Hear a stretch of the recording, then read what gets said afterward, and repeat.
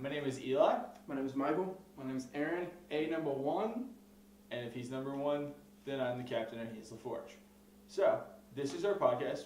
Basically what we do is, back in the day, he and I used to talk about sports all the time, and, we just love talking about sports, especially Cincy sports, because no one really covers them as much as they should, because they are very good teams. And what we're going to do is we're also, into probably future episodes, we're going to go into other teams that aren't really covered. We're going to talk about football, baseball, basketball, soccer, every now and then. NASCAR. And we're never going to talk about NASCAR because NASCAR is not worth talking about. And we're not going to talk about the NBA. I'm sorry, we're not. You're going to turn left. And right now, since about 5 weeks away from opening day, we're going to heavily talk about baseball. Spring training just started, and we're going to get into that and all kinds of other stuff. So and the other things we're going to cover right now is we're basically going to cover a little bit of free agency as much as we can. We're not insiders here. We don't claim to be. We're going to cover as much NFL free agency as we can and as much of the draft as we can. We try to keep it as much as we can, but remember, we are in college. Yeah, so, and this is analysis that we give and kind of our own opinions. So this isn't like what people should do. It's what we personally think, could help teams kind of, get better. And, we try to form our own opinions and basically, we tell them to you. And we encourage you also to tell your opinions to us. That's what a lot of our future episodes will be made off of. Hopefully, we're gonna start something this week called the MLB 30. After we go over some basic news, and in future episodes of this, we hope that you guys will ask us questions, and we will make the MLB 30 off of your questions. And that's one thing we like to do is we want people's opinions, we want people's subjects, topics, give us stuff to talk about. Because, we can go on and on about our own team, but, I like to keep up with baseball because that's my sport. I guess I consider myself the baseball expert of this team. And I'm the football expert, so. And I'm just a random black guy. Yeah, he's just a random black guy, but we still love him. He's has a nice house that we get to use. He gets mad at people and punches things. Yeah, but he's also a very good NFL kind of guy we could talk to, kind of have that third opinion, and, just give us stuff to talk about, and we'll talk about it as best as we can. Just leave it in the comments below. Yeah. Comments below. We'll have a little number section. Like, subscribe. Yeah. Share. Like us on Facebook. We're eventually going to get that up going if we ever think about it. But we are going to think about it. I'm going to do it this week. So that would also be in the descriptions below. Yes. We'll have links to everything. We'll try to link as many stories as we can. Pretty much anything that I use during research, or you use during research, or you during research, we're gonna link that. We're gonna link all those stories down below. There's not gonna be a lot of story-based stuff in here. Basically, what we're gonna be doing is, the most we're gonna be covering is the recent MLB scares with steroids and things like that. Yeah, definitely. Guys like Gio Gonzalez and A-Rod, that impacts the Ryan Braun. Yeah. How he's going to affect his team if he's going to get appealed.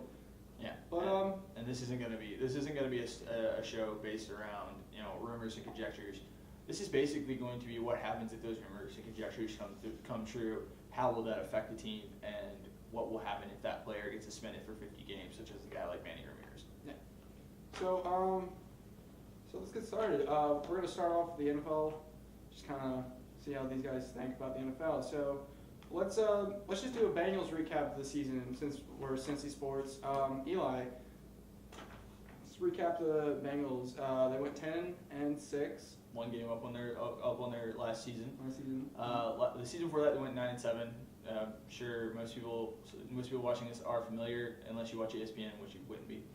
But they went 10-6 this year quietly, and basically they're improving every year. Now, a lot of people criticize Andy Dalton. I am one of the few people that I see some of the flaws. I see them, but I say this. Guys like Drew Brees, guys like Peyton Manning, guys like Tom Brady, they all have flaws. Everyone has a flaw. That's what you are. But if you choose to focus on those flaws, you are going to find every flaw in their game. Yes, he is short. But, I say that, he is short. Yes, I see that. I see the bat at balls. But I always say this, if you have 2 batted balls a game, That's 2 incomplete passes a game. Hopefully not an interception. The fear on those is that they turn into interceptions. I say you throw interceptions. Everybody throws interceptions. It's going to happen. I mean, it's football. You got Drew Brees, not this past season, but the campaign before that, he broke the record. He also threw 15 to 16 picks, I believe. Absolutely. I thought it was more like, I think it was more like 18. This last season was about 18 picks, roughly. This season, he put up 5,000 yards, actually 5,100 yards plus, threw 43 touchdowns, but he also threw interceptions. Yes. That's his flaw, and he's arguably one of the better quarterbacks. He's got a high completion rating percentage, QBRs up there. You know, he's one of the best. He's like the Tom Brady's, the Peyton Manning's, Drew Brees. Like all you said, Andy, he's going into his 3rd year. He's going into his 3rd year. He's learning, yes, but I think the downfall is with the Bengals is, are they going to be able to put a full season together, not a half and half? You think of his first season, they went 5-2. Yes. And then the next half they went 3-4. No. They went. Actually, 3-5. They actually went 3-5. Yeah, they actually went 6-2 through the first 8, and then 3-5 through the last 8. And then this last year they started pretty much opposite, but their final stretch of their last 8 games they went 7-1. So they need to be more consistent. One of the things I would like to interject into that, actually, because that is an argument that is based a lot, and it does have basis. But I would say that was a 5-game losing streak, in which a lot of that was a 5-game losing streak. You throw that 5-game losing streak out, they go 10. They're 10-1 for the most part. They started off really hot, except for the Baltimore game, of course. Yeah. The Baltimore game was awful, and I apologize. It was actually a 4-game losing streak. Yeah. But the Baltimore game was awful. They started out and they got thumped, and basically they deserved to get thumped. They played awful, but I will also say about that was the Baltimore Ravens playing a lot for their deceased owner. Deceased owner. Well, in Baltimore in general, you know, they build out stuff. You think of their playoff run that they made this year. Yeah, they're an emotional team. They played off of Ray Lewis's final year, and what happened? They win the Super Bowl, and I think one thing that would help the Bengals is find a reason to play. Don't just play to play. Find a reason. Find that drive. Find that drive. Yes. Much like they did in a couple years ago when Mike Zimmer's. You don't want anything like this to ever happen, of course. But when Mike Zimmer's wife died, their defense. Those guys stepped up and they played for Mike Zimmer. They played for him, and of course, the man is an incredible coach. He deserves to be a head coach. Unfortunately, will probably never get a head coaching job. He's too honest, and he's a defensive coordinator, and it's an offensive league. Yeah, and nowadays, managers are just like, we want to find offensive coaches. And you think Mike Zimmer, he has the resume. He's coached pretty much everybody. Yeah. But, you know, because he's a defensive coach, coaches don't want that anymore. They want the offense. Like we said earlier, they want the Drew Brees' type offense. They want the Peyton Manning's offense. And they want the Tom Brady's offense. Yeah. And you had your cornerstone in Cincinnati. Yeah. In Cincinnati, your cornerstone is Mike Zimmer and his defense. Yes. That is the cornerstone. And anybody who thinks it's anything different is out of their mind. Well, I think he's perfectly fine where he's at. I mean, he doesn't have to worry about the whole team as a whole. He just has to worry about that defense, and that's what he does best. And I think he has a lot of Dick LeBeau in him. And I mean, anybody who remembers, who pays attention to their history, this Dick LeBeau is an amazing defensive coordinator. Head coach, he was awful. So I mean, as a head coach, he was awful. I think Mike Zimmer, I do kind of get those same vibes. I love the man. Love the man, and I actually don't want to ever see him as a head coach, mainly because I am terrified he will fail. Yeah, and you know, not to be selfish, but you know, he's done so much for the last couple of years with this defense. Arguably one of the best defenses in the NFL. Granted, the first half of this last season they were really, really rough, but then the second half, 7-2. There's no arguing that defense was the number one defense in the NFL. So, I mean, they wound up being about middle of the pack, a little over middle of the pack. But just what he's done with the defense this year, I don't want to see that go. I personally don't want to see it. As a Bengals fan, personally, I don't want to see that. And I'm pretty sure no fan wants to see that. Yeah. Wants to see him move to a head coach position and then have him mess it up and have that dark spot on his record. Yeah, and I think one of the things, going back to kind of Andy Dalton, I will say this. I think Andy Dalton, we talk about sophomore slumps a lot. Yeah. Sophomore slump is talked about a lot. And basically, I think he did have a sophomore slump. Yeah, definitely. But I think his sophomore slump was 4 games. Yeah, the 4-game losing streak was his slump. He had a 4-game losing streak. If your slump is 4 games long, you're doing pretty good. Yeah. And you're finding ways to win games. And even when you're not playing the greatest. I mean, we talk about Joe Flacco right now is going to be one of the highest paid quarterbacks in the league. Probably. Joe Flacco posted a .4 QBR at one point this season. Yeah. Terrible. But because he won the Super Bowl and because he was the MVP of the Super Bowl, there could be argument there. But because of those statistics, because of those accolades, he is going to be now probably the highest paid quarterback in the league. At least for this year. Yeah, and exactly. Next year, whoever wins the Super Bowl then will get that. Okay, it's just how it goes. Just kind of keeping on this, kind of re-signing and free agencies. Eli, who do you think that they should re-sign and who should they pick up in free agency, dude? Okay, I'm gonna kind of surprise people here. I look at their cap situation and I say they have the best cap situation in the world. They have a lot of money, man. A lot of money, and they have to spend somewhere around $33 million. That's in the new CBA. The new CBA says you have to spend at least, I believe, 90% of your cap space, 90% of the cap. So they have to spend some money. I would say this. I would say you resign Andre Smith. Definitely. Guy played so well. I mean, I know the guy's had his problems in the past. Guys played at a top end level for the last 3 years, though. I mean, you can't take anything away from him. He's played at a top end level for the last 3 years, and he's playing with a guy that actually gets rid of the football. That helps. I mean, so I look at it this way. I resign Andre Smith. He's my first guy. I don't want to franchise tag that guy. Yeah. The guy that I look at, and the guy that everybody says, oh, re-sign him and then franchise tag Andre Smith. I say this. I say let Michael Johnson walk. And this is a surprise by a lot of people. I think Michael Johnson is a product of a system. And I've said that for a while.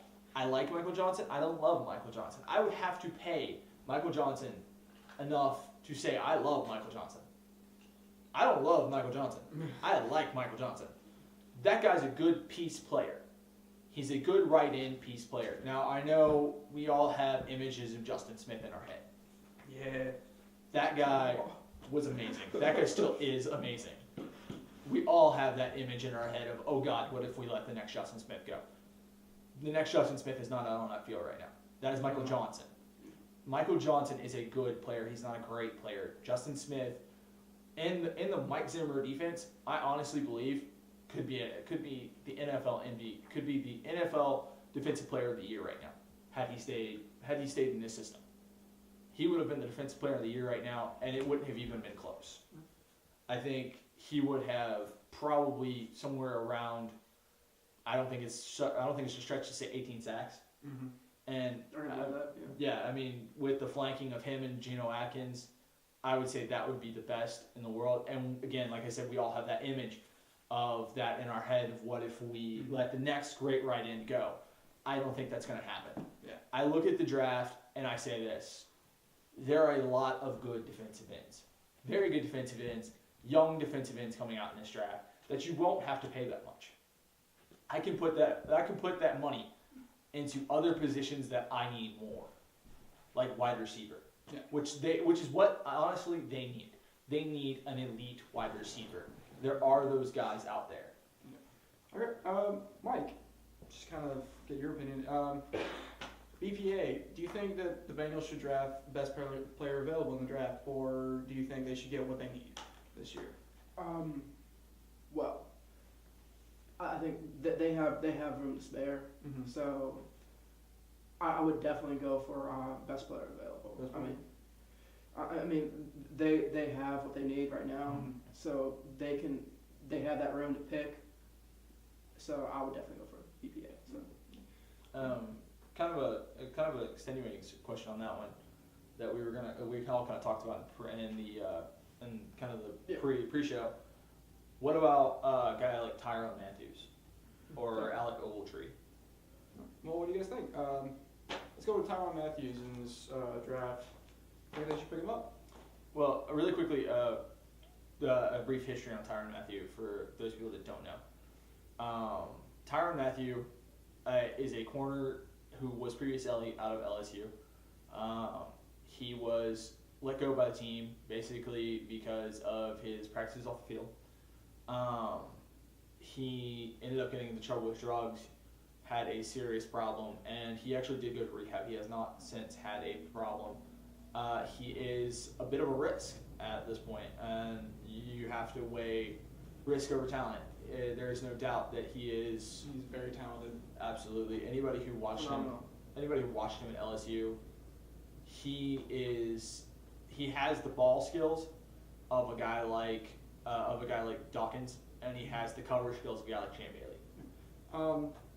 Kind of going on your point of that character, because you do want to look for character in guys, because it all starts in the locker room. I've said that multiple times. It starts in the locker room. You think back in the day, T.O. I would love him on my field. I would hate him in my locker room. Absolutely. He's arrogant. He's out there. He's a great player. One of the best wide receivers to play the game. I mean, he's up there with like Jerry Rice. I'm not really going to say this because I totally agree with what I'm about to say. Randy Moss in his heyday. Yeah. Not now anymore because he plays selfishly. He doesn't play the way he should, and he's not a person I would want to pick up. No. What do you think, Perfect?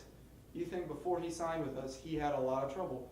On the field, on the field, yes. And he got a lot of personal fouls. Yeah. But he signed as undrafted free agent, and what happened was Marvin Lewis went to him personally and was like, "You need to change your game around. You need to change your life. Well, not necessarily your life, but change your attitude before we even sign you." What did he do? He changed it, and he became one of the best rookie defensive players to play. Arguably one of the best defensive players on a great squad. Exactly, yes. Football's all about that mentality. I mean, I know it's an overused phrase that coaches use all the time, but it's 90% mental and 10% physical. So, and those outside factors come into play when you're picking a player. So I guess kind of getting back to what we talked about with what we were talking about with Tyrann Mathieu and Alec Ogletree. Again, a brief history of Alec Ogletree, DUIs, and they're very current, very, very current DUIs and getting into trouble, like right before the draft. So here's the question of basically this. Where would you draft Alec Ogletree? Because he is a guy that is projected to go late first round. Do you draft that guy, or do you let another team have him? Well, I mean, those DUIs are current. So, I mean, and he hasn't since reformed from it. So, I mean, he hasn't done AA or anything like that. So, I really think those outside factors will really come into play in his style of playing, and it might hurt the team as a whole. Yeah. So I may just let him pass. Because I look at a guy like Odell Thurman on that one, and I think of the way he destroyed a team. And kind of our last subject as far as NFL goes, we're gonna end with Tyrann Mathieu. Do you think you take Tyrann Mathieu, and what round do you think we take Tyrann Mathieu? I would definitely pick him up. Probably somewhere around the 6th round if he's still available. I would at the least sign him onto a 2-year contract. Yeah.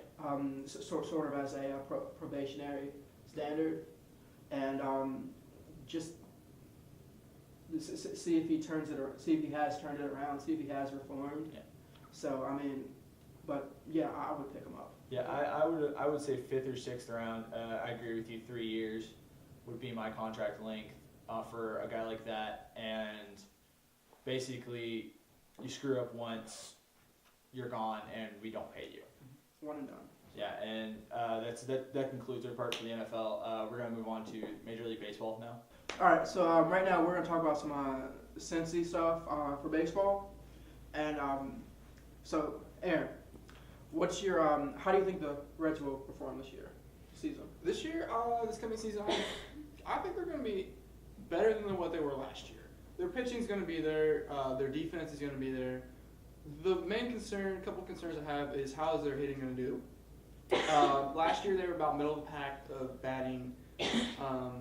You had Joey Votto go down, but you also had people contribute, which they had They had Todd Frazier contribute like no other.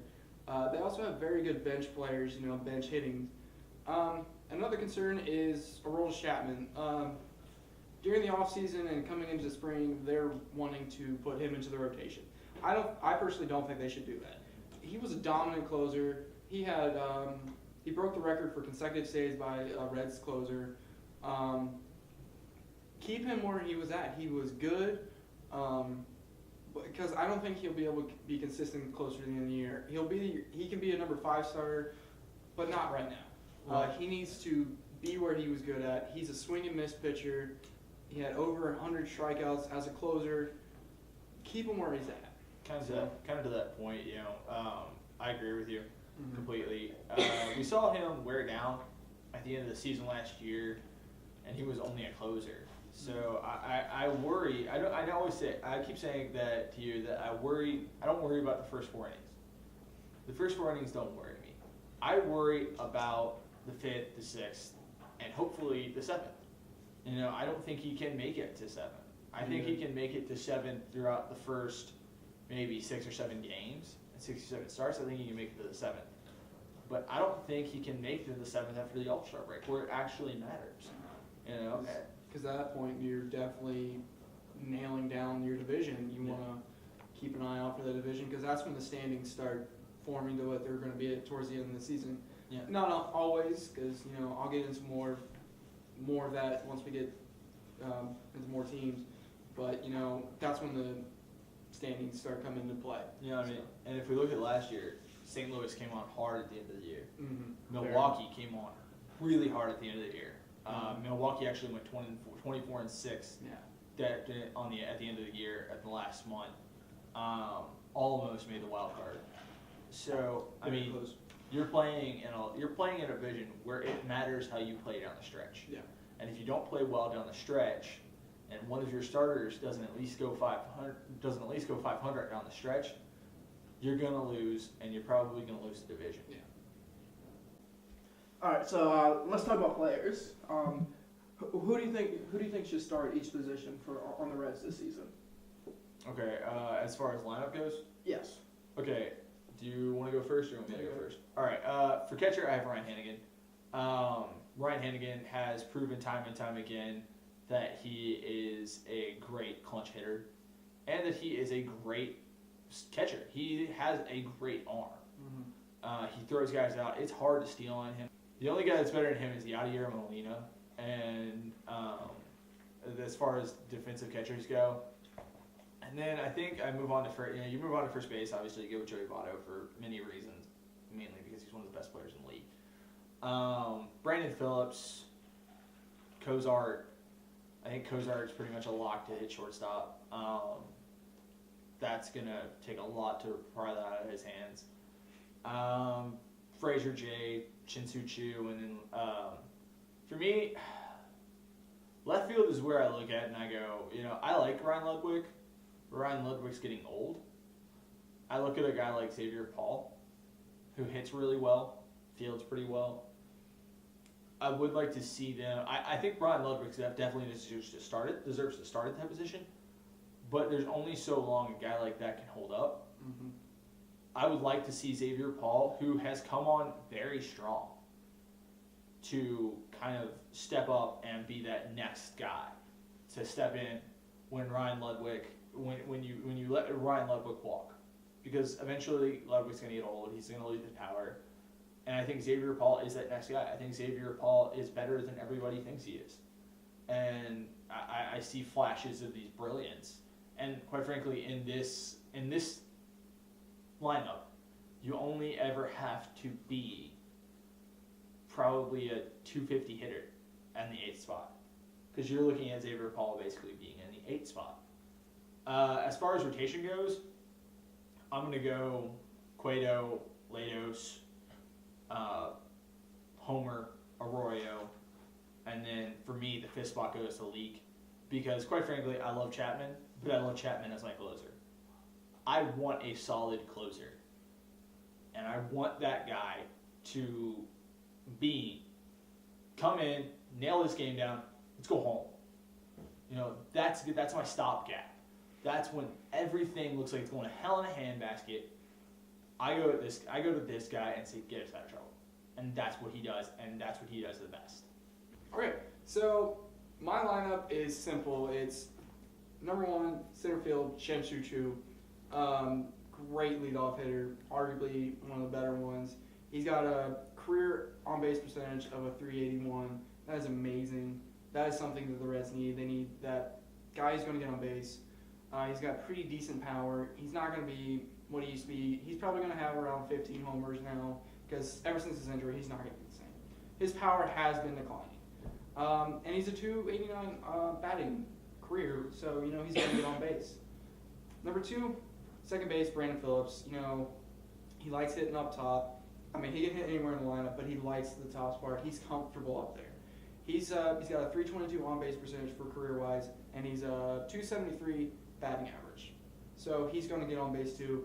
And he's still technically a threat to steal. He's going to put pressure on the pitching. He's not going to steal 20, 25, even 30 bags anymore. He's probably going to be around 10, 15, or 10 to 15. But he's not going to be amazing with the stealing anymore, because let's face it, he's getting old. His legs aren't what they used to be. And he's arguably the best second base defensive player in the majors. Honestly, name someone better than him. I can't. Third spot, of course, you want your best hitter. Ours is Joey Bach. Best defensive first baseman, great power. My concern is, how is he going to do off rest? Is he going to be the same power guy, or is he going to just now be this contact guy? I think he's still going to be up there. Maybe not 30 home runs anymore, maybe about 25, but I still think he's going to drive in at least 100 runs, if not more. Just because he's a great hitter, he can hit off pretty much anybody, and he can destroy left-handed pitching. And that's what we needed, and that's something the Reds need. Number 4 is left field, Ryan Ludwig. He's coming off a great year. 25 homers, 80 RBIs, 26 homers, and a .275 average. He's a veteran player. He knows what to do. He's not necessarily the best defensive guy. He can make some pretty good plays, but he's not going to make the highlight every time. It's not at least with defense. And, you know, his issue is he going to stay healthy? He's, like you said, he's an old guy. He's getting up there in age. Is he going to be able to stay healthy? Like last year, towards a little bit right before they clinched, he came with a groin injury. Is he going to, stay healthy? Is he still going to be that way? Number 5, right field, Jay Bruce. Slowly but surely becoming the best defensive right fielder in the major leagues. He has a cannon at his arm. He has thrown out so many people trying to steal home and stuff. I think he's one of the best, and he's got a Gold Glove in his future. He's getting great when it comes to homers. He's got 20 plus. He's going to get up there. Every year he's gotten 20 plus home runs, and he's getting better. He needs to get better with his average, cut down on strikeouts, but he needs to get there. 6th, third base, Todd Frazier, great rookie of the year.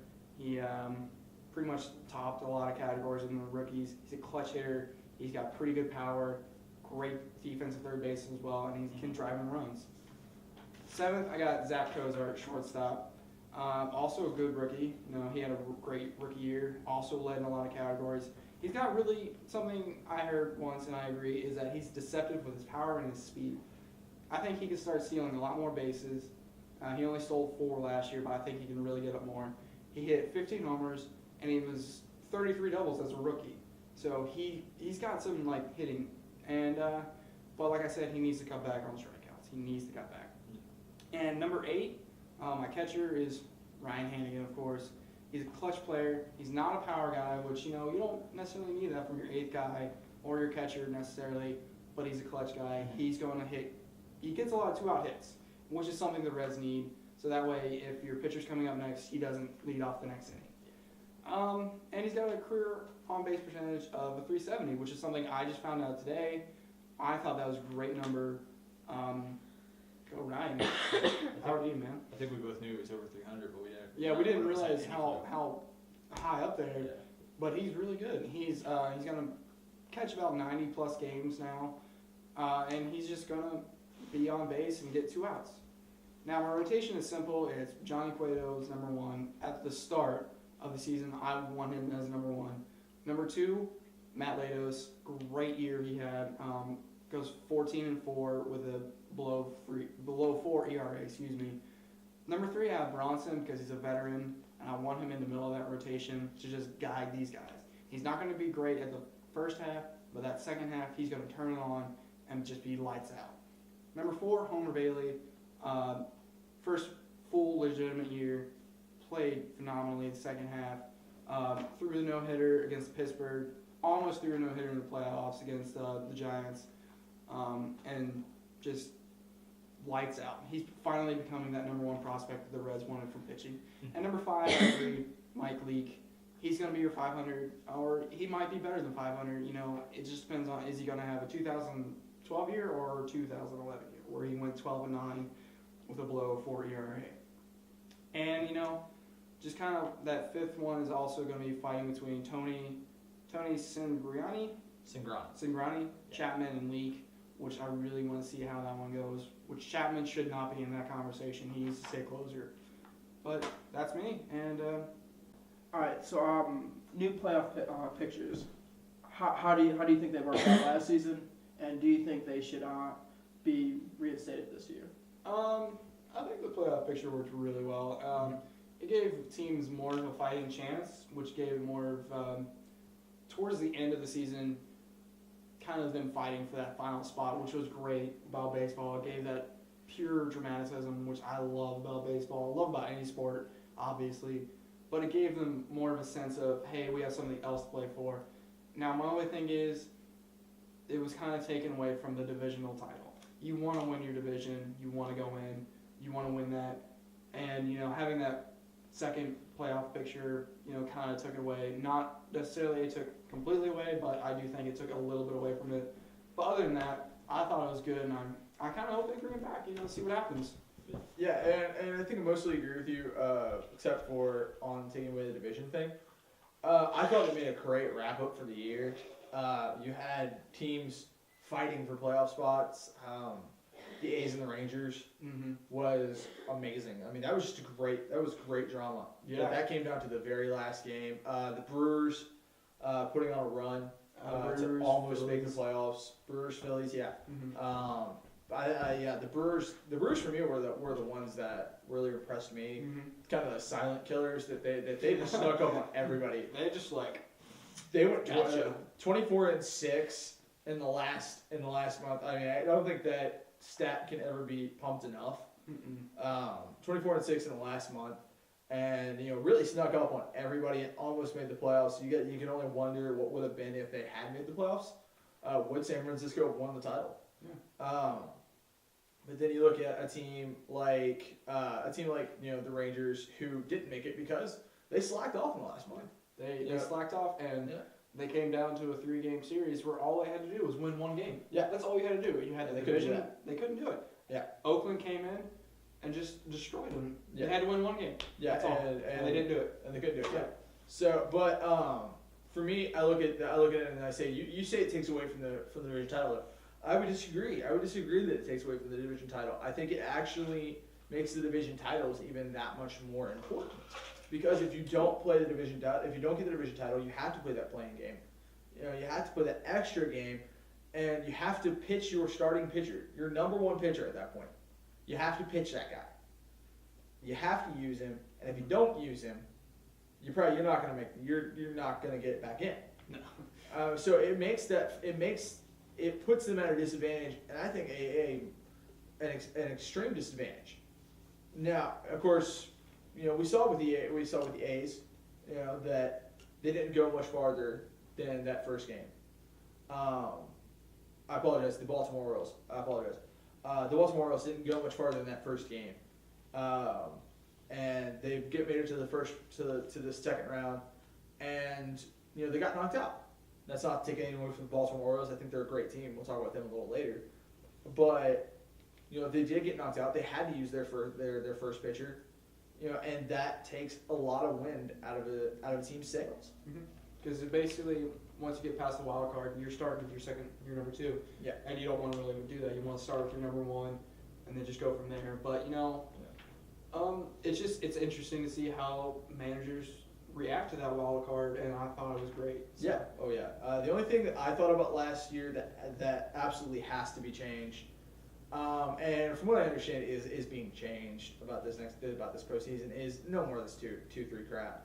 Mm-hmm. That 2-3 crap's got to go. Go back to the way it was. Make home 2-2-1, 2-2-1, and you start at home, you go away, you end at home. It's not right to ask a division-winning team to go on the road. Yeah. And that's just not right. Like, the point of winning your division, or at least your top 2 seeds, is you get to start at home. And I do agree with you. That took away from, home field advantage. Now, let's go back to our Reds. They started against San Francisco. They won the first 2 games with flying colors. Their starting pitcher went down after a batter and a half, and then they just came back and won. And then, the third game, Homer Bailey pitches amazingly, just beyond belief. He'll tell you he had better stuff that game than he did against his no-hitter. But then after that, they lost at the end of that game, and they just couldn't come back. So I agree, it takes away from that. All right, so Eli, who do you think are teams that you should look out for?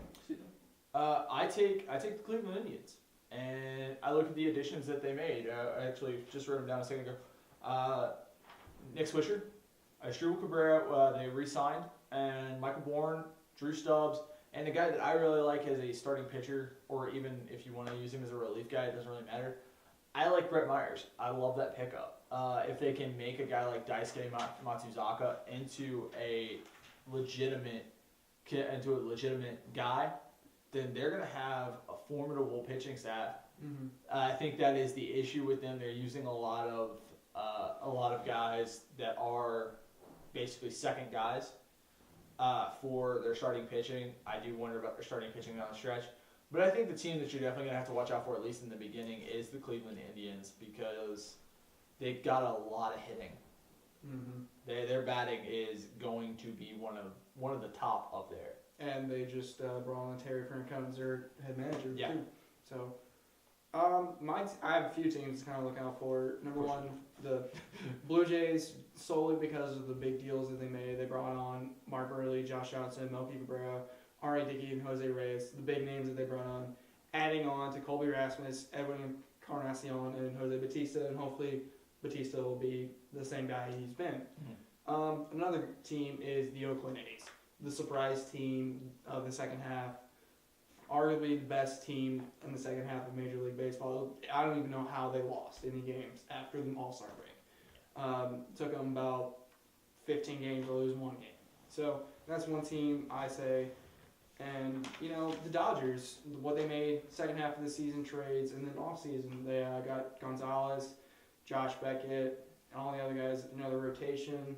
Greinke they got in the off season. They got a couple guys coming back, Harang, Kershaw, and they brought on Ted Lilly, which not necessarily someone big to bring into, but he's a productive guy. And he's a good pitcher, and they got Kemp, Hanley Ramirez, D. Gordon, who's a great base stealer. I really want to see him steal more bases, though.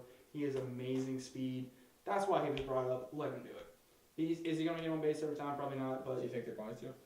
Do what? Do you think they're going to have D. Gordon steal more? Yeah, I do. I think if you want to contend for their title, they need to let him go. They need to get him, put pressure on pitching and steal. Mm-hmm. So I really feel like they should do that.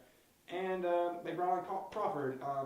But the question is he going to stay healthy? And is he also going to be that base stealer that he's been? Which I'm not sure, but it's just something to look out for. Mm-hmm. So, yeah. Okay, what we're going to do right now is a little thing we like to call the MLB 30s. And what we're doing right now is we're kind of talking about each of the teams and kind of a light basis. We're gonna answer questions on these teams, and these are questions that you guys can send in.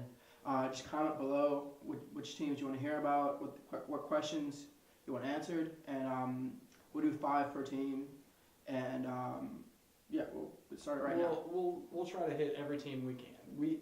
Our point is to do small market teams that don't necessarily get talked about. Not the Yankees. Yeah, not the Yankees, because screw them. They get too much press as is. Yeah. So that's our goal. So we'll talk about every team no matter what. But if there's something specific you want us to talk about, we'll definitely talk about it. So. Yeah, even if it is the Yankees, if you ask us to, we'll talk about it. But we're not going to devote an entire segment to the Yankees. Let's just put it that way. All right. Well, let's start off with the NL Central. With the Reds, can the bullpen be as good as they were last year without major contributions that Chapman gave them? Without, I think they can. Are they going to be as dominant as what they were without Chapman? Probably not. But they need Chapman as their closer. He's a dominant closer. He's going to swing and miss hitters. And, he's going to be there. He kind of drove them. I really feel like Broxton, Marshall, and Chapman were the new revamped nasty boys of this era. I completely agree with that. Because, you have your starters go 7 innings, or 6 or 7. You bring those 3 guys in, close out your game, they win. You give the ball to them, 9 times out of 10, they're going to close out a game perfectly. Mm-hmm. So. See, this question was kind of designed basically on the assumption that they did stick Chapman into the rotation. Mm-hmm. I think if you stick Chapman into the rotation, you're not going to be as good. Mm-hmm. You're not going to be as good. You're going to have a natural drop off because you can't take a guy that's that good out of his natural spot. Who are you going to replace him with? Mike Leake? I like Leake, but I think if anything, he's a long reliever. Mm-hmm. And let's face it, you got Super Mario for that. So, for those of you who don't know, that's Sam McCare. There's a reason why we call him that. Just look up his picture, you'll understand why. It's to me, yeah, Mario. But no, you have Super Mario for that, and I can't really buy into that they're legitimately going to put Chapman into that role and keep him there no matter what. Because that's the kind of the talk that even if he's bad, they're just going to keep him there. When you're not, you're going to put him back into the closer role where he's comfortable. I do look at it that way, and if they do decide to keep Chapman in, I hope he's good. I think you take a lot away from a great bullpen, because they were a great bullpen. They were the number 1 bullpen in the league. And you take a lot away from a great bullpen if you take him out of it. And who we got next? The Brewers, 24-6 run at the end of the season in the thick of the hunt for the NL second wild card. Only eliminated with 3 games to go after the starting August 54 and 66. Yeah, after starting they started August 54 and 66. Went on a 24-6 run. Basically, I think the question here is, can they keep that up? Can they follow that 24-6 run where they almost got the second wild card, and can they follow that up with a run at the NL division title, at the NL Central division title? You care if I take this one first? Go for it. All right. I did design this question. This one was me. I don't think they're going to win the division title. I think they're going to be the second best team in the NL Central. I think they will be the NL Central second team by a long shot too. Mm-hmm. It's not to say that I think St. Louis is a bad team. I think they're always going to be there, but you take Chris Carpenter out of that lineup, and you're going to have a natural drop off. So I do think they're going to be the second team. I don't think they're going to be a great team per se, but I think they're a team that you got to watch out for at the end of the season. And I think if they do the same thing that they did at the end of the season last year, then they're definitely going to make the playoffs. And I agree with you. They need to be more consistent with their stuff. Their biggest issue is their starting rotation.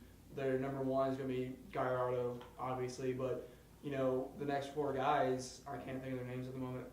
Their ERAs are between 3.5 to 5.5, almost 6. Mm-hmm. I'm pretty sure one of them has a 70 ERA, if not a little less than that. Yeah. They need to get that, and I've told you this before. Their X factor is their second baseman, Ricky Weeks. He needs to stay healthy. He needs to be able to produce at that leadoff spot. And also, how is Ryan Braun going to do with all this scrutiny? He had a great MVP season in 2011.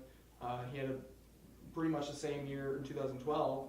But is he going to be able to get past this steroid stuff? Is he going to be in the headlines? Is that going to affect his gameplay? Yeah. Which that's a very big thing to look out for. But yeah.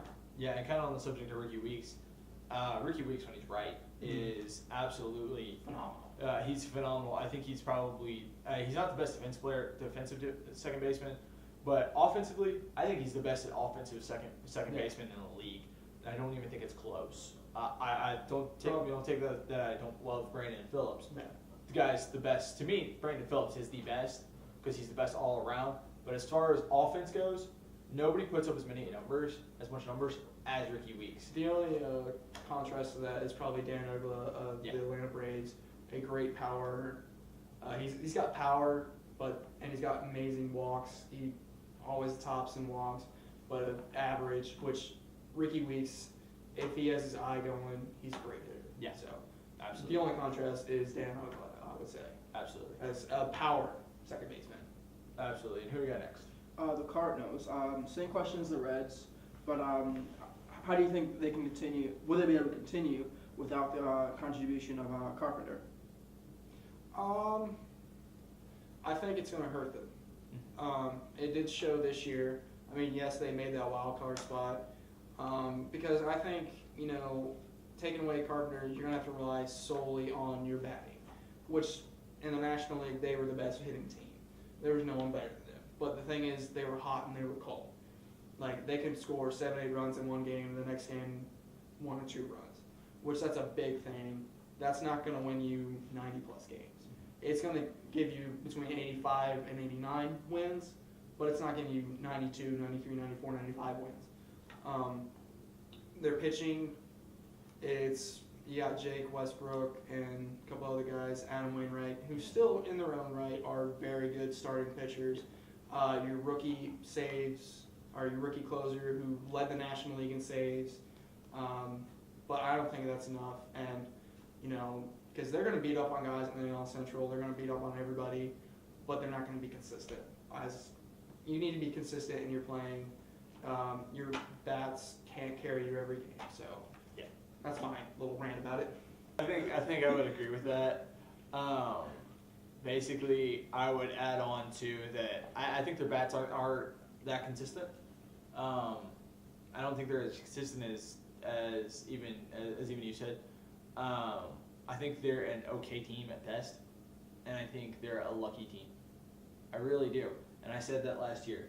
I thought they were a lucky team. I thought they were a team that knew how to play at the end of October. They're a very big playoff team. Yes, they're a very big playoff team.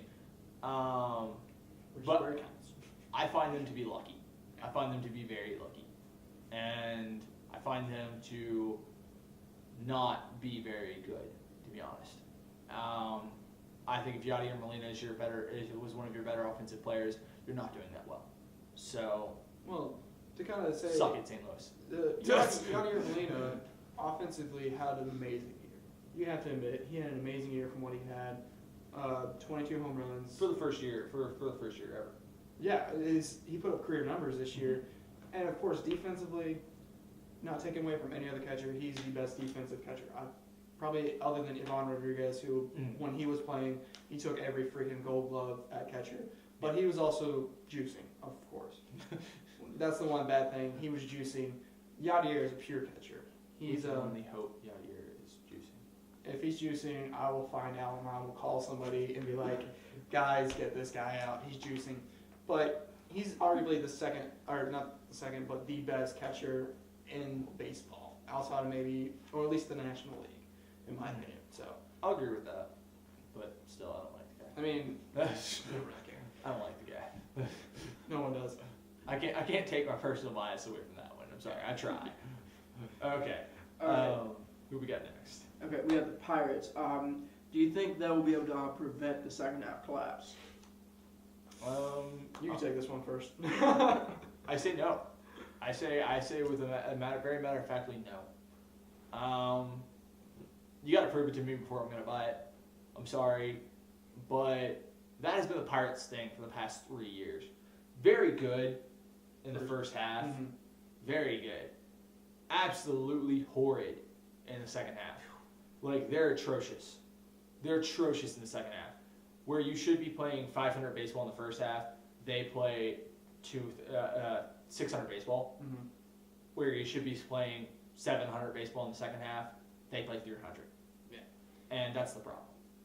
Like, your pitching went downhill. Your batting was cold. I agree. I think they seem to be getting better and better at it. Mm-hmm. I don't think this year that it's going to be very much different. I think they'll have a little longer stretch of it. But in the end, I eventually think they're going to falter, which they have shown 2 years ago, or 2011. They showed greatness. I mean, they're coming off 19 years of not having a winning season. They want to win and get a winning season, even if it's a game over. You need to start putting wins together in the second half. I completely agree with you on that one. You need to be able to just close games out, beat up on other people. You've got bats. You've got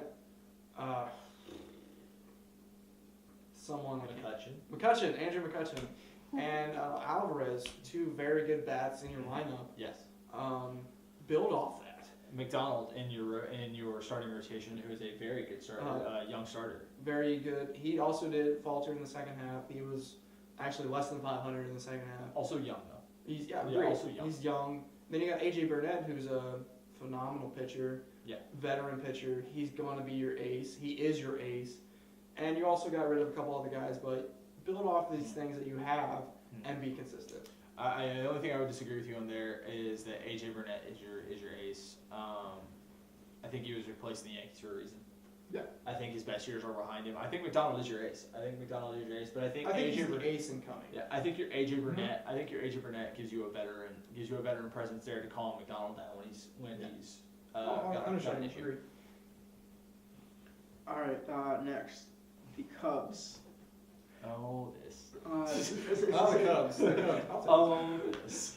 This answer is going to be short and sweet to the point. The same question we ask every year with the Cubs. Oh. Will they be able to break the curse?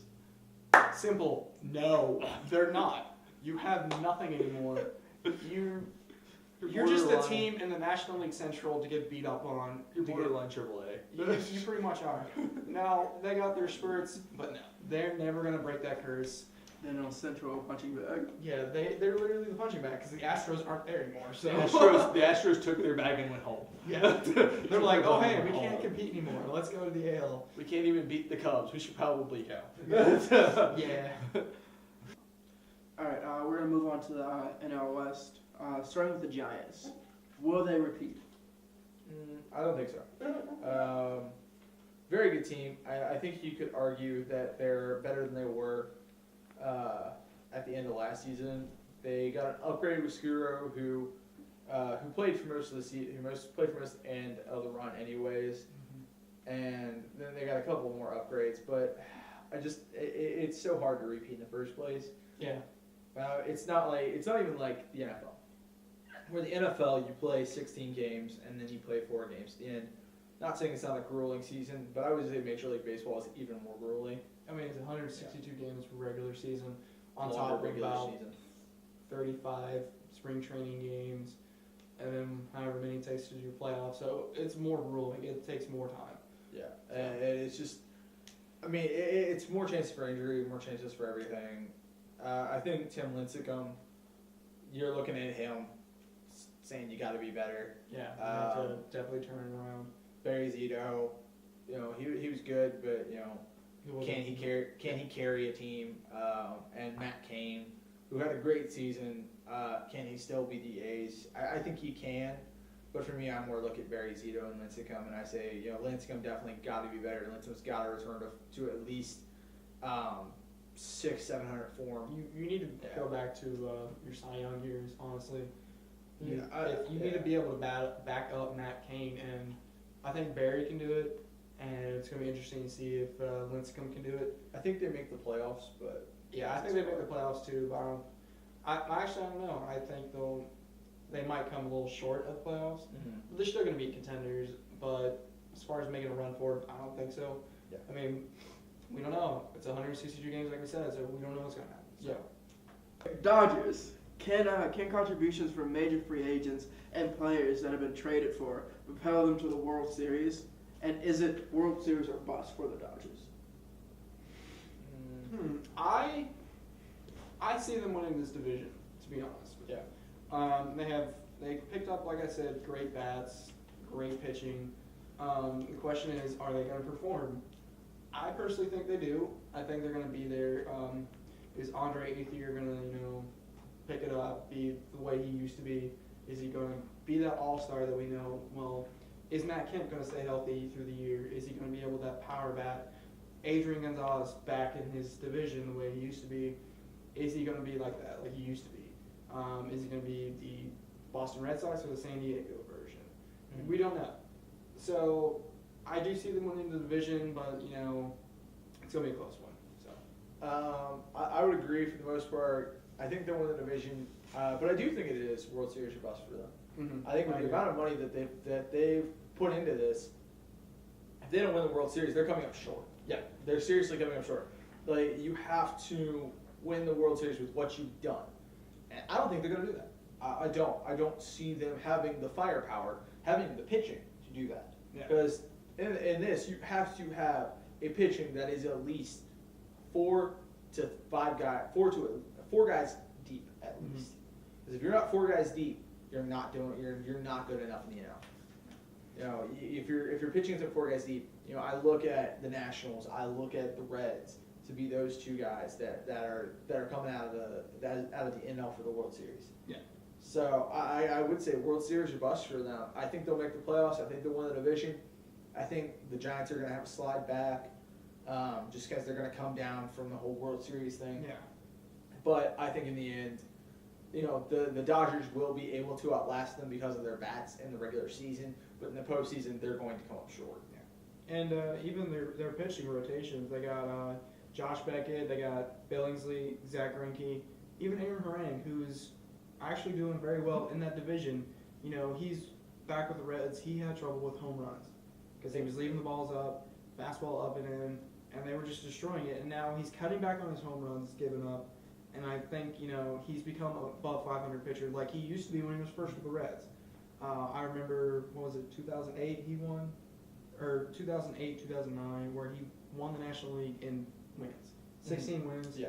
Of course, that was back in the day. Just name. 2008? Yes. That's correct.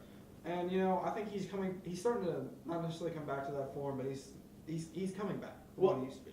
I think he's one of those guys that definitely serves for playing in a bigger ballpark. Yes. The Dodgers have a much bigger ballpark.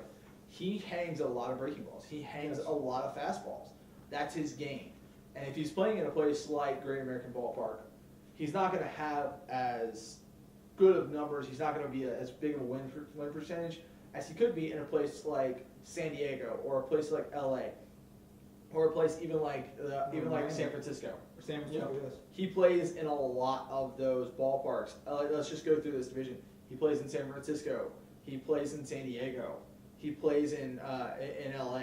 He plays in Arizona, and he plays in Colorado. Mm-hmm. All 5 of those have big ballparks, Which is what he's comfortable with. Yeah. And, put a guy where he's good, and he's going to pitch above 500. Yeah. So who we got next? All right, let's talk Diamondbacks. Can they rebound from a bad 2012 season, and can they return back to their 2011 status? Okay, in 2011, the Diamondbacks actually won this division. In 2012, they were horrible. Mm-hmm. They were really bad. I think that's more what they are. I do. Yeah. I think even with guys like Goldschmidt and a couple other guys, Young, I think even with those guys, they don't have the pitching. They just don't. And in the NL, you have to have the pitching. If you don't have the pitching, you have nothing. because you're going to have a lot of 1-2 run games. But basically, what I'm looking at for them is I'm saying this: if you're above 500, you've had a good year. Yeah. Because I don't think that's going to happen. Yeah. I look at LA. LA's going to beat them up. San Francisco, they're going to be their punching bag as usual. Yeah. I think Colorado can even go 500 with them. I think the only team in there they're going to even have a chance of beating the crap out of is San Diego. At home, at least. Yeah, at home at least. But I look at it and I say you don't have the pitching. I think 2011 was a flash in the pan, and I think that was as good as it's going to get in Arizona. I agree with you. They need to get their pitching up. I mean, they had a great rookie pitcher in Wade Miley. Yeah. You know, he had a phenomenal. He came second in Rookie of the Year for the National League. But they need to build off that. They didn't really have much after him. They need to keep their bats going. They have Aaron Hill, they have Josh Kubel, and Montero. You know, you've got those 3 big bats. Build off it. That's one thing I like to stress with teams is build off what you've got. You know, take your best and build. Mm-hmm. And if you do that, you're going to win titles. You're going to at least go above 500, and you're going to be contending for your division or at least the wild card. You know, build off what you got. So Yeah, as of right now, though, I think you and I both agree that we don't see anything more than we see in Seattle. Yeah. Kind of with, Wade Miley, great pitcher, a great young pitcher, but Felix Hernandez, great pitcher, not going to give you a World Series, not going to give you a division title. All right, let's talk Rockies. Would their idea of using an octopus pitching style for 4 starters, 4 relievers work? No. When you go 4 starters, 4 relievers, you're gonna burn your pitching out. You're coming off a year where you were dead last in almost every pitching category in the major leagues, not just the NL, the entire major leagues. Their batting average against was about a 290. Their ERA was above 5. You're not gonna win games. You need pitching. You've got the hitting. You've got all that. Their shortstop, Troy Tulowitzki, if he's healthy, he's going to bat for you. Helton, exactly, if he's healthy. And if he's not in trouble. Yeah. Carlos Gonzalez, if he's going to stay healthy all year, he's going to give you at least 25 to 30 home runs. You've got the bats. That's got to be more consistent too. Yeah. You need your consistency with your bats, but your pitching, you can't do 4 and 4. It's going to get burnt out. And you're just going to die. You're not going to be able to get anybody out, and you're just going to do terrible. Your bullpen just was destroyed last year. Your starting rotation was terrible. You did not. I'm pretty sure they didn't have anybody with over 8 wins in their starting rotation last year. I don't think so. I looked at it. I don't think they did. Yeah. So. I think we both were pretty agreed on this one. This is laughable. This is really laughable. When I saw this, I literally. All I could do was go, "Are you kidding?" They'll be lucky, and I mean lucky, if they win a third of their games. You have got to be kidding to bring this to an actual major league ballpark. The general manager or coach who thought this up is a complete moron. Stupidity out the ass. I mean, there is just no other way of putting it. It's the stupidest thing I've ever seen in my life. 4 starters, 4 relievers. Look, if you have 6 starters, I've heard of that before. I'm actually okay with that. I'm not a fan of it. I like the 5 starters thing. Yeah. And have a bunch of relievers. That's fine. 6 starters is pushing it, and then 4 starters is just dumb. 4 starters is stupid. Yeah. If you have 4 starters, 4 relievers, and that's what you're planning on running out there every day, you're gonna, like you said, you're gonna burn out your pitching. You had the worst pitching in the league in the first place, and guess what? You're gonna have absolutely the worst pitching in the major leagues this year because you won 69 games. You're not gonna win. I'm surprised they're not your favorite team. But, I mean, to basically put it into perspective, I have them winning 50 games at the most. So yeah. All right, let's talk Padres. Padres. Padres. Padres. The Padres are trying to make their field playing more neutral. Will this help them score, or will it just show their pitching staff's inadequacies? All right, I'm gonna go ahead and take this one for you, okay? Again, kind of this first thing of MLB 30 is pretty much stuff that we thought up and put together. So I look at it this way: you have Volquez on your pitching staff as your number one pitcher. Guess what? Volquez is living off the fact that the Padres play in one of the absolute biggest stadiums in the league. He lives off of that, and they're still horrible. Yeah. They're pulling everything in by about 15 feet. He's going to allow a lot more home runs because those that hit the backstop are going over now. Yeah. They're going over now. You've taken away a lot of your home field advantage. Well, now that you have voluntarily done this, no one made you do this, you did it. So when your team sucks, guess what? You only have yourself to blame. You're going to look in the mirror and you're going to have to say, my team sucks because I moved everything in 15 feet. You're an idiot. Yeah, I completely agree with you. I personally think these guys need to reshape everything. Your hitting, your pitching, everything. Yeah. You were terrible on your defense. You were terrible with your pitching. Correct me if I'm wrong, sorry, but I think they led in errors, didn't they? I'm pretty sure they did. Yeah. Look at that stat later. Yeah. They were terrible. They just need to one of the three teams in the major leagues that are basically putting out a AAA lineup. Yeah. AAA pitching, AAA lineups. You're not going to win games. You need to basically find people to help you reshape your team. If you don't do that, you're not going to win anything. You might win in 60 games if you're lucky. Go pick up a hobo in the alley. I don't care. Go to your draft, figure out what you need, pick those, build them in the minor leagues, put them in your lineup, see what happens. That's your best bet. And that's stretching it with this team. So at this point, just go draft a bunch of guys because you need everything. Yes. I mean, I don't think there's a spot on their lineup where I look at it and go, oh, that guy's great. No. There's nobody there that does that. And I just look at it and I say, you're absolutely horrible. So, Give me yeah. one good name on that lineup. Volquez because of the stadium, but now they moved it in 15 feet. Not even Volquez. Yeah. So, All right. if you're going to build your team off Volquez, you're not doing well. Yeah, So. that's why he doesn't play here anymore. Yeah. Sorry, guys. All right, moving on to the NL East. Let's talk about the Nationals. A couple questions surrounding them, both with their pitching staffs. Will Gio Gonzalez be suspended? And if so, how will the pitching staff react? And how will Strasburg be with his first full season?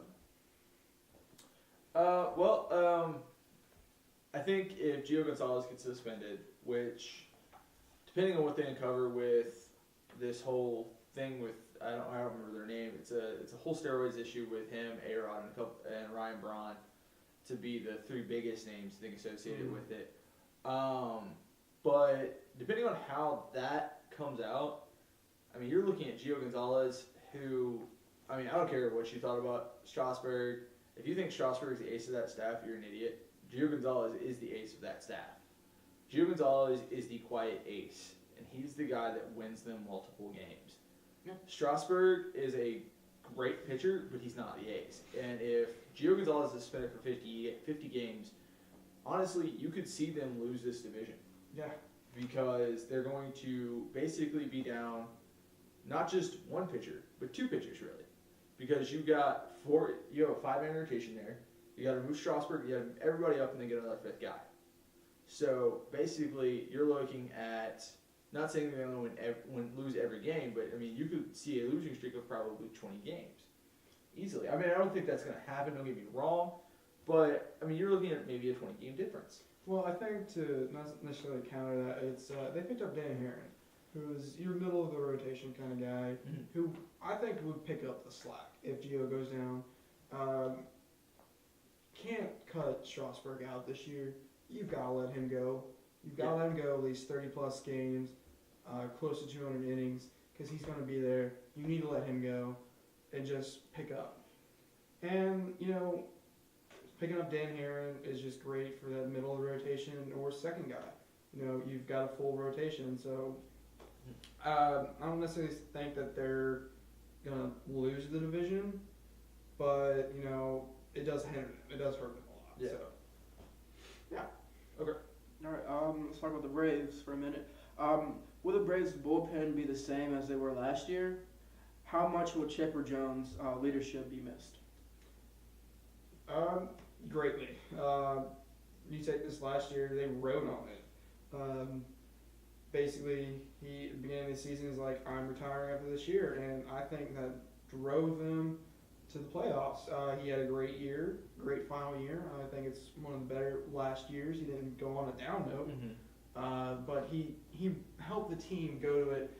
And you know, you all, as far as their pitching, you lost Tommy Hanson. Probably not necessarily your ace, but at least your second or third starter. That definitely hinders your staff. And then they also picked up the Upton brothers. Your outfield, you know, I think that's going to be good. You know, picking up your bats, keeping up with Hayward and stuff like that. So as far as their bats go, they'll be there. Leadership-wise, you know, you're not going to get anyone better than Chipper Jones with that franchise. He's the face of that franchise. He has been since he started. So that goes down, and your pitching staff. So it's kind of interesting to see how they're going to pick up the slack for that. Yeah, Chipper kind of is in the same category as Derek Jeter for me, very much.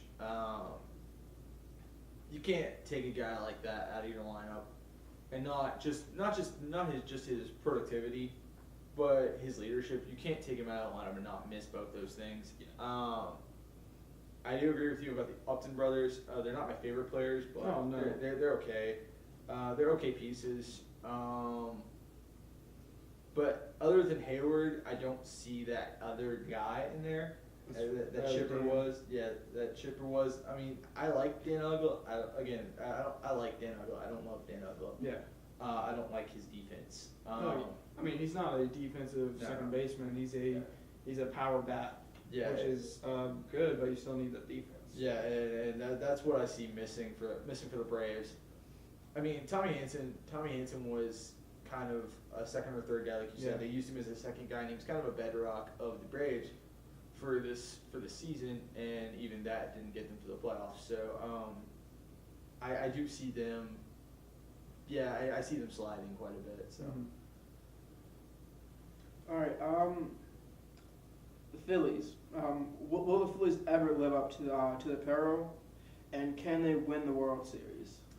Okay, no, I don't think they'll ever actually live up to their peril. I mean, when you put guys like Roy Halladay, Cliff Lee, Cole Hamels, Roy Oswalt, even though I knew they traded him, put all of those guys onto one staff, that's World Series or bust. It's the same thing as the Dodgers. It's World Series or bust for them, and if they don't get it, then they haven't succeeded, and I don't think they are going to get it. I think it's going to be very much that kind of thing, and I think they're going to end up busting. I think they got those guys, especially Cliff Lee, a couple years too late. Had they put their staff together 2 or 3 years ago, they would have won a World Series, I think, without a doubt. But everybody they have is aging. Ryan Howard is aging, even though he's still a productive guy. Their second baseman is aging. I'm sorry, for some reason his name escapes me. Chase Utley is aging. Chase Utley is their second. Yeah, that's what I know. That's why I said Chase Utley. I thought you were going to the point. I mean, their entire lineup, with the exception of a few guys, is getting older. Eventually, Rollins, he can't stay on the field. It's just I can't see a way for this team to be really great this year anymore. My point, agreed. They need to get healthy. If they are healthy, if they have everybody healthy, everybody being productive, arguably they're the best team in baseball. When you do have a rotation with Cole Hamels, Roy Halladay, Cliff Lee, number one starters on other teams, but you got Roy as number one, Cliff is number two, and Cole is number three. Those are number one starters on other teams. Great pitching. their the fourth and fifth guys always kind of change every now and then. Kendrick, I think, is Kendrick, and when they used to have Joe Blanton, who was he was a good pitcher. 500. He's about a 500 pitcher, which he was in his role, which was the fifth guy. Chase Utley, Jimmy Rollins, Ryan Howard, those guys need to stay healthy. And if they are healthy, and they got some new guys coming up, can't think of his name. He's center field now. He took over Victorino's spot. I can't think of his name. Yeah. But he was a power guy. He was a pretty good hitter. They just need to stay healthy, and I think if they are healthy, they can put a run in. But World Series run maybe. But other than that, because Nationals are starting to take over this division now. But let's face it. Once they did get healthy last season, towards the end of the season, they were destroying people. They were an under 500 team who brought it to a 500 club at the end of the season, and they were just mowing down people. So yeah, maybe. I just don't see World Series. I don't really see World Series, but I can see a run to the World Series is what I'm trying to say. Oh, okay, I gotcha. Yeah. All right. Well, the Mets. Simple enough. Will they recover without their ace? Okay. Well, the Mets recovered. No, they won't. They won't. They were under 500 with R.A. Dickey. You take 20 wins out of that. I think they're replacing with a person that honestly wins 10 games, maybe. Yeah. 10. Yeah. So yeah, that's a 10-win difference plus some. So yeah, no, it's not even close. And historically, they've always been up or down, mostly down. Yeah. So it's just see what happens. It's probably not going to end for the best. So New York's just gonna have a hard time this year. I see them maybe winning a little over 70 games. Because they're at least that good. I don't know. Are they that good though to win 70 games? Maybe. I'm probably overshooting there. Yeah. But, I have them down around 60. let's see what happens. Yeah. All right. The Marlins. A team that was suspected to be one of the best teams in the majors last year, had by far historically their worst season. Do you think they will recover from that? No. They're awful. I'm sorry. They're awful, and they're always gonna be awful. I'm sorry. Maybe they won't always be awful, but for a while they will. Yeah. They have Juan Carlos Stanton, and that's about it. I mean, I look at them up and down, and I go, pitching staff, no. Jose Reyes now, no. Yeah, I mean, they traded all their higher up people that they had to the Blue Jays. You got rid of Johnson. You got rid of Jose Reyes. You're getting rid of, as far as bats, you're getting rid of people who can get in front of Juan Carlos Stanton, who is, even at Miami's new ballpark, a 30-homer guy. Oh yeah. He's a 30-homer guy, but he could be so much better if people got on in front of him. Yeah, and they don't have anybody for that. Yeah, and I look at it and I go, at this point they're becoming a AAA team for basically good guys to go become great guys and then go to other places, kind of like Houston, and it's actually kind of sad. I mean, to see a team spend that much money, and I gotta say, part of it is, and I'm sorry to the fans to their fans out there, but part of it is you guys. The fact that you never go to games, they're always empty. Yeah, them and Rays games are always empty, and quite frankly, who wants to play for a team that is that underappreciated? Yeah, and like you said, the Rays are actually a very good team. I remember, I think it was 2010, they were making their playoff run, or maybe it was 2011. They did this great promotional thing to go to a playoff game, and still they didn't draw their crowd. I mean, baseball's not big down in Florida. But, still, who's going to want to play for that? And I completely agree with you. They are a AAA team, basically, with a Major League number 3 hitter. And I actually feel, it's kind of on the subject of Tampa Bay, I actually feel bad for Tampa Bay a lot of times because they even put a dome on there. There's air conditioning, and nice people field. still won't go. Yeah. It's ridiculous.